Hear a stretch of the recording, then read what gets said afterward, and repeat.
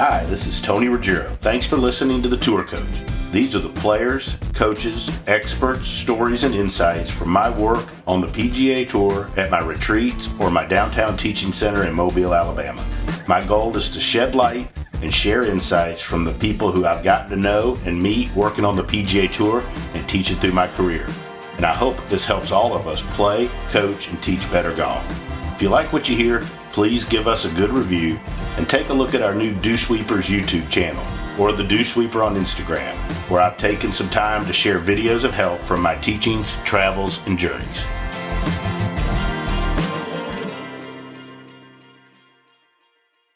So here we are I'm sitting watching a hurricane pass and talking to one of the nicest guys out there on the PGA Tour. I've been fortunate enough to hang out and watch him, and I'm traveling around and get to know him a little bit. And he's truly one of the nice guys and one of the really, really smart guys out there on the PGA Tour, Charles Howell III. Charles, how you doing? What you up to? Well, my friend, first off, thanks for having me on. As you mentioned, we spent a lot of time chatting and talking together, and Yep.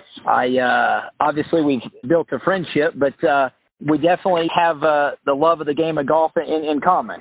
Yes, absolutely. And that's, the thing I've always, as we've gotten to talk and know each other, and I mean this in the nicest way, but you're a golf swing nerd. Yes. You love talking about the golf swing.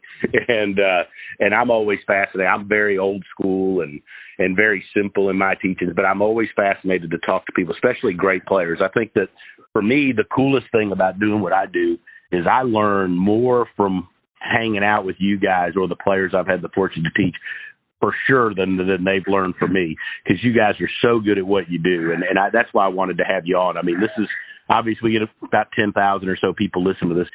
Man, I wanted the opportunity to pick your brain a little bit and learn. Well, man, I love it. It's funny. The one thing I've learned throughout the years is, we're all different, and right.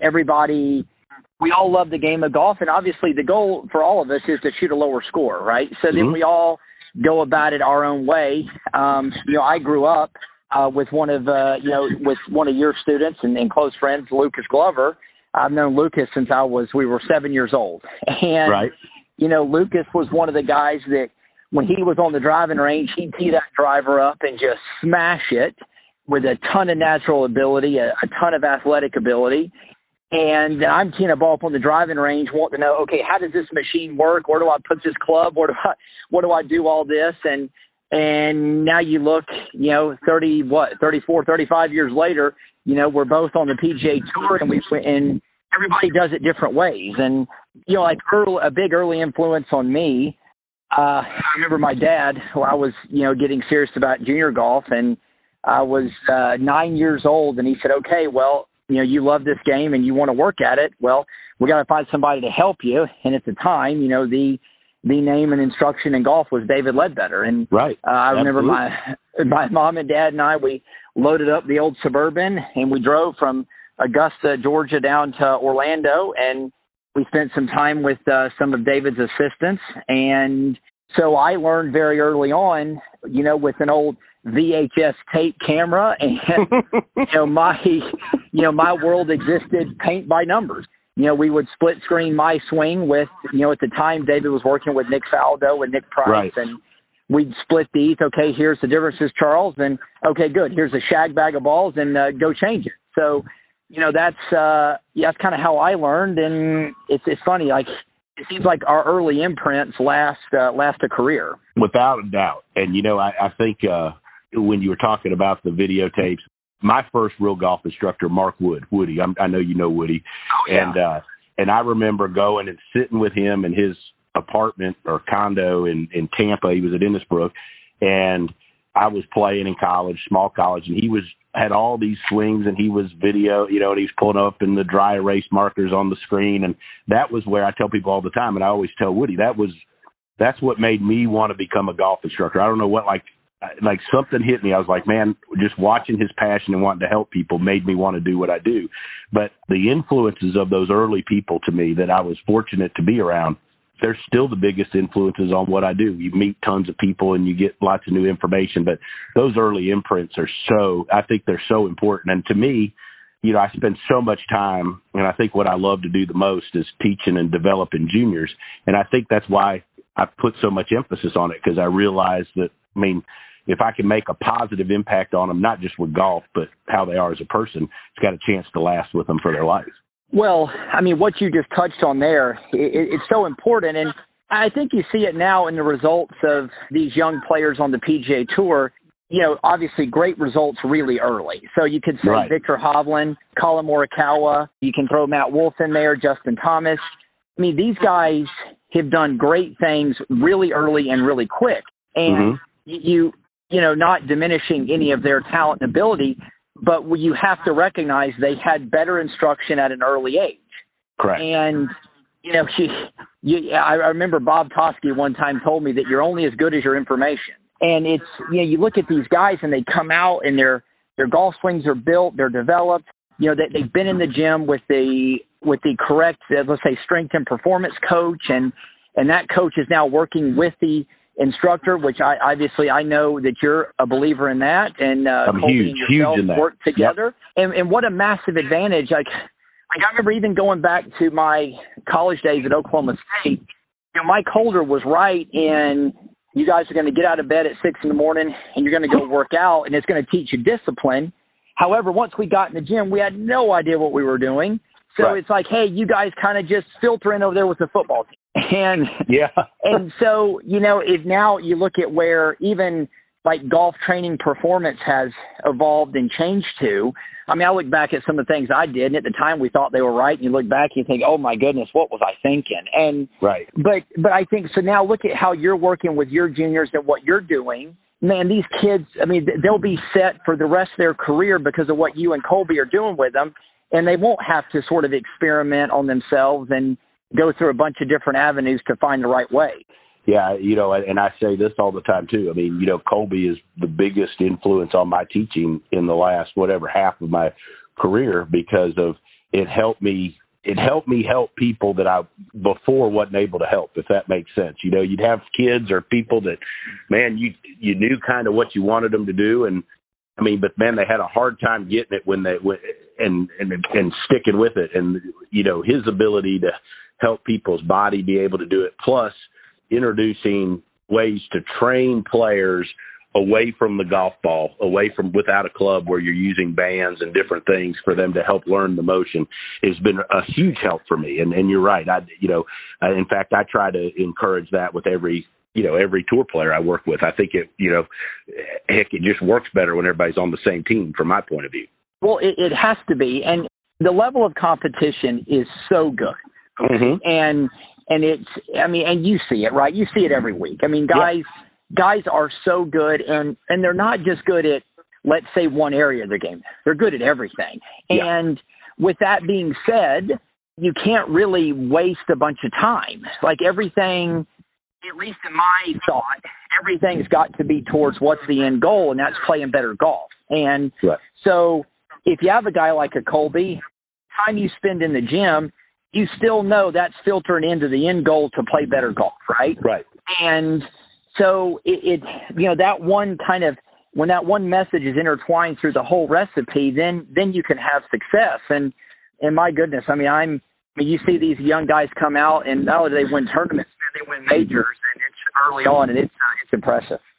So I got a question for you. So now you're kind of, I mean, you're what, 42, 43? 42. Yes, sir. 42. 42. So, you've been out there a while. What would be the best advice for on or off or on and off the golf course you would give a young guy? Because I have lots of young folks that listen to this, kids that I teach or kids that I don't teach that have aspirations to play in major college and then playing professional. What would be the best advice you'd give them from your experience? Because you were highest ranked junior and college player, and heck, you've done it all, but you've seen it all. But I know you probably look back and things you wish you knew then that you know now. Great question. And, as part of my answer, my son is 9 and he's a very good player at his age, and he's been fortunate enough to win a bunch of tournaments. So I'm actually, obviously working on my game, but also trying to help him. Right. And my goodness, does helping him change my answer to your question, because I now feel at least a fraction of the pressure that you feel when you're working with a kid. It's not easy by any means. And, I think first and foremost is you've got to find a way to make it fun. And the reason for that is it'll keep them coming back and doing it. I mean, there's a reason that no one out here listening to this podcast enjoyed algebra, because it just isn't fun. Okay. But yet when something's fun, you want to keep doing it. So like, for example, I'll even see my son, he loves to chip and putt, and he'll be by the practice green hitting slop shots off the fringe. And I mean, initially I want to cringe and think, what are you doing? But that's sort of his way to keep it artistic and fun. And I'll, let him go ahead and keep doing that, because that gets him out here and he enjoys it. And so that'd be my first answer, is to keep it fun. I think the second answer, and they cannot stress how important this is to find him a good instructor, because it's kind of like you go to a doctor for medical advice, you go to a lawyer for legal advice, you go to an instructor, and then obviously with the instructor, some type of a strength and performance coach, you go to them because that's their specialty. And I think far too many people think, well, I watch this guy, I think I know what he's doing here, I can just help you, when in reality, and it may sound a bit blunt, you can't do it. You've got to have someone there, such as yourself, and let's say Colby, to train these kids early and get them going. And fortunately for me, my parents believed in that and got me instruction from an early age. And I just think that is so important, to start these kids off with proper fundamentals and body movements early, that they won't be fighting them their whole career. Yeah, I think that being able to train these young people earlier how to move their bodies correctly, I think, is a big deal. I don't know that I understood it necessarily till more recently, but the impact that it has on them, to me, there's such an emphasis on power now. Obviously, we watched what Bryson was doing over this past week and this year and different things. But I mean, these kids are getting to where they're all going to be able to hit it that far. And it's because people are like Colby and instructors are figuring out how to train these kids how to do things early while they're growing and make them strong. And they're able to train them to do it where they don't hurt themselves too. Correct. I mean, and it's just amazing how, especially too now with social media and the Golf Channel, and these kids are exposed to so much and so many different ideas and thoughts, that if and when they do have an instructor, the instructor's job also is to filter that information and keep them on a plan. And it's very hard to do, because you got like, I even know that they fight this at a lot of these junior academies around Orlando, where, for example, they'll see said tour player on Instagram deadlifting a bunch of weight. The kid wants to come in there and do heavy deadlifts. And you're like, now, wait a minute. I mean, is that the reason that player is good, or is he good in spite of that? Or is he possibly affecting or messing up something else? So, there's so many distractions built in right now that frankly, I didn't grow up with. I didn't grow up. There was no such thing as social media. So there wasn't the Golf Channel, and so it was pretty easy to stay in your own little world and just do your own thing.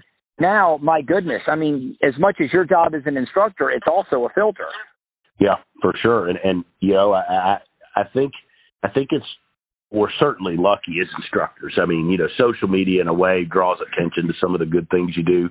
I'm always torn between whether, Charles, sometimes between liking it and hating it, and I always try to be tasteful in what I put out. I always try to be, I don't like to be the guy that every time a guy plays a good round, you put it up there and like, let's go, but I really try to showcase more than anything the kids and the young people that are doing really good work, because I think it motivates them. But it's hard. It's hard because there's so much information out there. And also, like, I think these kids are smarter than like I was as a kid. Like, they understand the information more. So if you really don't know what you're talking about nowadays, like, I think the kids know earlier than we used to, because they have access to all this. It's like you can't BS them anymore, because they can go on Instagram and pull up some science guy that's going to tell them exactly what's going on. Well, absolutely. Now it's funny. You set behind a player, a track man, and you put, let's say, the quad up in front of them and all that. I mean, that right there is going to say enough information where you're like, holy cow, man, I better be right on this. Like, right. If I'm really going to stick my neck out there, I better be able to change those numbers in a positive way. And You're right. I mean, there is these accountability measures, right? You could go on down the list of gears and the AMM stuff and all this. And but also, too, I would say that, all that information and everything out there is great and good, but it's just information. And it's the instructor's job to, boil all that down to say, said player needs to work on and do X. And that isn't to say you won't change that, right? I mean, I think one of the hardest things for the human species to do is say, I don't know, or, hey, I made a mistake. So, hey, bud, we worked on this for a while, but let's change this a little bit, and let's try a little bit more. Because as you know, and this is, one of the best lessons I ever learned in golf is, I wanted golf to be a really, neat thing. I wanted to wrap it up in wrapping paper and put a bow on it and just have every day just be a nice, great day. And, man, when in reality you realize that this game is messy. It's hard. I mean, it's hard and it's messy. And some days you drive it great and some days you drive it everywhere. And those are the days you've got to find a way to score and you've got to find a way to dig deep and do whatever. And, I can't tell you the number of stories that Tiger told me, a couple, Sundays at the Masters. Here he chipped in on 16 to win. I remember he told me, he's like, man, I was on the driving range warming up and it was terrible. I mean, it was awful. And he said, I don't know, like if the TV coverage showed it, he said, but I stayed on the driving range extra long. Like I stayed on there a long time. I didn't really go in and do my normal amount of putting because I was just trying to find something. Now, this is Tiger Woods, arguably the best of all time on the Sunday of the Masters in the last group, and it just said it was terrible. So he said, I had to go out there, Charles, and I just literally played these massive slices all day. And he sucks it up and he wins the golf tournament. And, that really showed me a lesson of, holy cow, like there is still so much of this game we cannot control. Our inputs and the things we can control are important. It's our drills. It's how we practice. It's what we're doing. But at the end of the day, I think, a healthy respect of, okay, it's not great today, but that's fine because that's all part of the game. Let's still find a way to score. And I think I see that so much in Jordan Spieth, right? Like, I mean, Jordan Spieth, he strikes me as the undersized point guard that scores 20 a game. Like, he's a gamer, right? I mean, he's the guy that's always going to grit his teeth and get in there and make the best out of it. And there's so much about that guy I just love. And it's like, that's what I see, where as much as we want to have all these controllables and we can, right? In practice, we can control so much, but when it comes time to go on the golf course and play, we have to accept it's going to be chaotic and messy at times. And I think that's one of the marks of a great player, though, is that understanding that you can't control everything and the ability to handle whatever gets thrown at you. Absolutely. And I'm a huge fan of Bryson's. Like as far as like his idea, like where he's trying to push the game or push himself. And like the willingness, like he was already a great player, top 10 player in the world or whatever, before he went on this quest for distance. It wasn't like he was 250, right? No. No. So like the ability to risk all of that because he believed in something is fascinating to me. But yet, like I feel a little bit like that scientific approach, he lacks a little of that, where like understanding that everything isn't always going to be perfect. And when it's not perfect, he appears to get rattled a little on the golf course. Well, yes. And I think that was one thing. And honestly, if I came away from Oklahoma State with one thing better than when I left it, because obviously we played qualifying and practice in all kinds of weather, from hot and then windy and cold and all that. It was a big appreciation for what you just said. It was, okay, wait a minute. Like this isn't, every day isn't a great day. So we've got to still understand and accept that and find ways just to get it done. And the more a player can stay in that mentality, the more they're going to still understand the end goal is a better score. Where, it isn't, hey man, you know what? I'm swinging great. Well, I shot 75, but I'm swinging great. Well, that doesn't do anybody any good.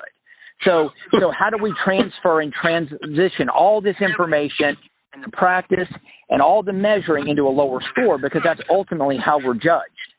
Right. And, that's the one thing, like I said, I see in some of these young guys is the ability to balance all that information, to balance all the practice and all that, but still get out there and say, all right, you know what, today I got to go shoot a low score. And I mean, look what happened this past week, 27 under par.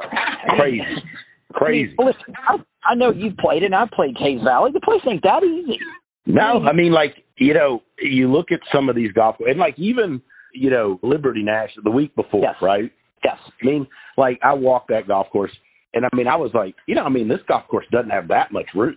Nope. Like, nope. You know, and like the scores that you guys shoot on golf courses that are hard. I mean, you've got a few Palm Springs and stuff where there's not a lot of trouble and it's perfect conditions, but like, man, like these golf courses aren't easy. You guys are good, and it's getting better every year.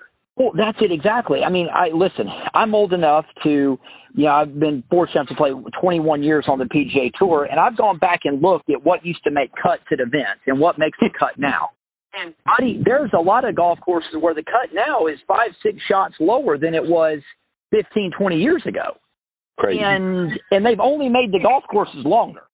Like, they ain't shorting these things. So you just look at, you know, that would be this one thing I would stress to all like the juniors and stuff out there, and even I try with my son, is, man, at the end of the day, everything we do is to shoot a lower score and to get so obsessed with how do I shoot a lower score. And then all of a sudden, you know, prioritizing practice and different things of practice kind of becomes a little bit clearer when it's like, okay, when this tee goes in the ground on Thursday, you know, what did I do and what do I need to do to shoot a lower score? And that, for at least for me, that clarified so much of this whole equation. Agree 100%, and that's so good for people to hear. Next question, though, is, so your folks took you to see Ledbetter. That was your first. You've seen plenty of the best teachers in the world through your career. Your quest, yes. You know, you're always, you know, one thing I've always been impressed with you, like you're one of those that to me goes to see and get lots of information, not because like you're in a search for a miracle cure bouncing around, but because you're inquisitive. And yes. To me, there's a huge difference in that. But with all of this experience from being around some of the best instructors in the world, what are some of the best things you've learned from them, and what are some of the biggest influences some of them have? So every teacher that I've ever worked with, I've learned something. And I also, you know, respect each and every one of them because their job as an instructor is brutally difficult. And so, you know, even early on in my career with David Ledbetter is, you know, as much as David was let's call it a swing guy and a mechanics guy, David's actually real passion was the short game. Really? And I did not know. See, a lot of people don't. And because it's funny, you know, in life, once you get labeled something, you can't ever shake the label, right? So, right. So he gets labeled a mechanics guy because of Nick Faldo. Well, then he's done forever. But David, when we did a ton of short game stuff together, and I still remember and have notes from a lot of that. And, you know, and then, you know, as time and technology went on, the time I spent with Grant Wade and Dana Dahlquist, even a little bit with Joe Mayo and Jeff Smith, you know, these guys taught me a lot about TrackMan, about how it worked. You know, what's it measuring? What do these numbers mean? Yeah, I remember, you know, I'd seen TrackMan on the driving range down at Champions Gate at Led's Academy, but I mean, heck, I just use that kind of for like driver fitting and, you know, how far these wedges go. Yeah, I didn't understand what, you know, swing direction meant or, you know, face to path relationships. And then that gets into the ball flight laws, right? Like, holy cow, man, I kind of had those, you know, backwards. And, you know, so I learned a ton of that from those guys. And then Andy Plummer, who I'm seeing now, you know, Andy, obviously very, you know, similar under, let's call it the Mac O'Grady umbrella, if you will. It's, you know, Andy, one thing he's been great at with me is, okay, Charles, it's fine that you understand this. It's fine that you, man, this position here looks better, but if you can't correlate this to a shot, it's not really doing you any good. So what are you going to do? It's going to hit a draw, but you can't overdraw this thing. So tell me, what are your check marks for that? Or let's go hit a fade, but man, my goodness, you cannot overfade this ball. Now what are you going to do? And, you know, so, yeah, I've been lucky enough in this whole thing to pick something from everybody. And, yeah, I think the one thing is true, though. Every instructor still realizes that the vast difficulty of this game, and at some level there is a bit of trial and error to get to an end result. But in a way I look back, that's also the fun part. That's the fun part, where you have that. I think it's more fun when you had a stretch where you couldn't figure it out, and then all of a sudden you're sitting there with a player, and it's like, aha. And it's even more fun to me when the player figures it out. Yes, exactly. It's so true. I remember I was on the driving range at Isleworth one time, and with Tiger, we were hitting balls. And, he would say he's struggling. I'm looking at it, they go, that don't like struggling to me, but whatever. And so we were out there practicing, and the next day he was going to fly up to Firestone. And I wasn't in the field that week, but he obviously was. And he's hitting balls, and finally he looks at me, he says, that was it, I got it. I'm like, what? Well, it kind of looks similar to me, but okay, like, well, what? He goes, no, I just felt something, I got it. He goes, I'll win this week. And he said it just as assuredly as you saying, the sun came up this morning. And sure enough, the guy flies up there and he wins by 9 shots. And I just like these little moments like that of, holy cow, like, number one, this guy actually thought he was struggling. Number two, even he has these little aha moments, and there you go. It translates right to a win. Crazy. That's an unbelievable story. The guy was something. Isn't it amazing? So look, everybody has times they struggle and that they're not playing their best. And I think most players have things that when they start to struggle, they tend to go back to things they do when they're not playing their best that help them. Do you have some things that if you're really struggling that you tend to gravitate back towards that make you feel more comfortable or help recenter you in your golf and get you back on the path? Okay, so the first thing that I usually get stuck in is my practice becomes way too reactionary. So if I hit it poorly that day, I'll go camp out on the driving range for a long period of time, and I'll kind of neglect the short game. And then, my ball hitting will get better, but then the short game is lagging and won't support it. So I'll go to the short game area for a while, then that'll pick up, then the ball hitting will kind of lag a bit. And so for me, usually it's having the discipline to keep practice balanced no matter what's going on the golf course. That may be one of the hardest things to do in golf is, if, when you're playing golf, it's just like, for me, it becomes a bit of a ping pong ball where it becomes so reactionary to what I just did that I never actually progress the whole thing forward. I just kind of stay in this loop of that. So that would be on my practice side. And as far as, let's say, the actual game side is, it's cliche and crazy to sound. I go back to basic, simple stuff where, and especially with me, with my brain, I'll get caught up in minutia and I'll get caught up in stuff that probably doesn't matter to the end result. So then I'll even go up there and I'll just start looking at other players' swings. Okay, look, this guy's doing this, but he still shot 65. Okay, this player's doing this. Oh, he still shot 64. So there is no, quote, perfect equation out there. And for me, it's a reminder of, okay, wait a minute. This thing, number one, it doesn't have to be perfect, but number two, it'll never be perfect. So let's get beyond that, and let's get back into how do we make this thing a lower score. Which brings me to my last question. So a lot of teachers would say, you're one of our favorite swings, right? I stole those couple swings from you when you were at Frederica. I've still got them on the computer I got in Mobile. So when you look at golf swings, give me 2, 3, or 4 of your favorite golf swings that you've seen. So I love Adam Scott. I think he does everything really well, and nothing's kind of really out of whack, out of balance. I just think, to me, it looks very, very, very standard. I've always been super impressed with him. I also, there's a lot of pieces to Justin Thomas's golf swing I like a lot. I think his transition is really good. I think a lot of that is really good. Grant Wade, I think his golf swing's phenomenal. I've spent enough time around Grant and watching him hit balls in a video of his. I think he does things really well. I'd say those kind of more of a standard. Then I think certain players like Dustin Johnson and Brooks Koepka and Colin Morikawa, I think they prove certain principles, right? So, let's say a guy wants to fade a ball. Well, I'd show him those 3 guys. What are they doing? Oh, wow. Holy cow, their face is really shut. They've got a extremely bowed left wrist. They're really open coming down, right? So that we could say, oh, wow, okay, those are some fade principles, right? If you want to fade the ball, this is how they do it. And then you'd say, okay, well, draw the ball. Okay, let's go back and look at guys that did that great, a la Kenny Perry or a Tom Lehman or So what are the overriding principles of that? So I've tried to categorize different guys different ways based on what they do. In certain things I'm struggling with, oh, wow, let's look a little more this direction. Fascinating. Awesome stuff. Charles, this has been a blast for me. I know everybody's going to enjoy it. Thanks for taking the time and sitting in, and two, best of luck this year. I know we'll run into each other out there and look forward to hanging out and chatting a little bit. Yes, sir. Well, my friend, well, thank you. Well, best of luck. And if you're out in Napa, I'll see you there. But anyway, enjoy the teaching in Key West, and we'll run into each other soon. Yes, sir. Talk to you soon, buddy. Thanks for listening to this edition of the Tour Coach. I want to take a minute and thank Cordy Walker and Golf Science Lab, as well as my sponsors Srixon, Buick, Bushnell, and Vineyard Vines for helping make all of this possible and helping me share my insights with you.